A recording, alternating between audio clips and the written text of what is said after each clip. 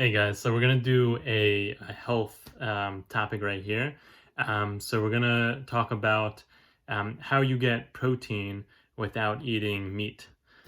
So whether you just want to eat less meat in general, or that you don't have access to meat because it's all taken because of the pandemic going on, um, or you want to just change to a vegetarian or more plant-based diet.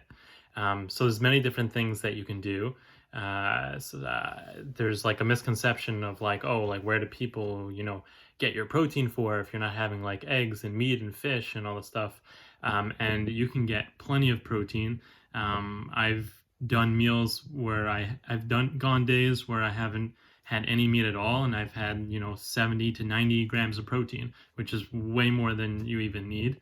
Um, and Yeah, so you can get grains. You can get it from grains, right?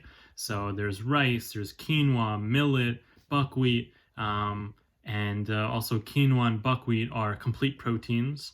So they have all your essential amino acids.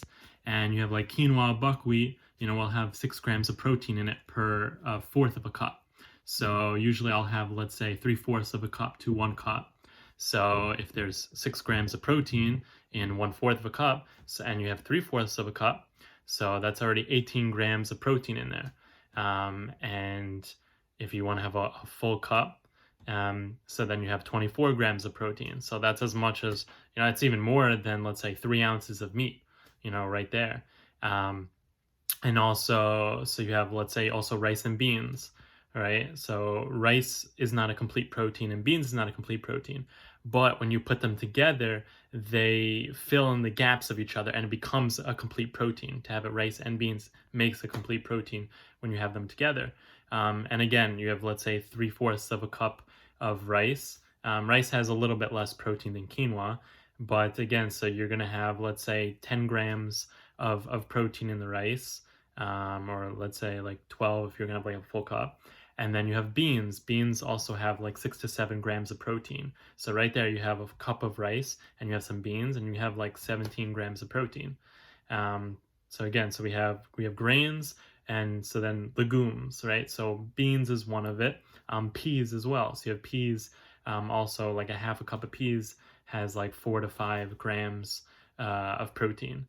Also, another legume, peanuts. You have 2 spoons of peanuts, and that's 6 grams of protein right there, right? So you have your grains, right? You have your legumes, and then you also have nuts and seeds. So you have, let's say, almonds. So 1 ounce of almonds, which is like a handful of almonds, is 6 grams of protein. You also have like chia seeds or flax seeds, or hemp seeds. Also have like 4 to 10 grams of protein in that. Like if you're having, let's say, cereal, you can throw some chia seeds into your cereal, and it'll boost the amount of protein in that.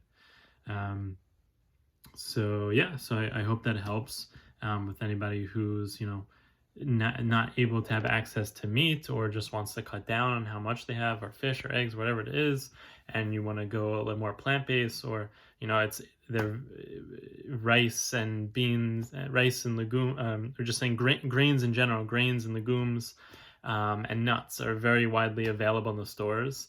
I highly doubt that those are going to be flying off the shelves. I've always seen them. There's not really a scarce amount.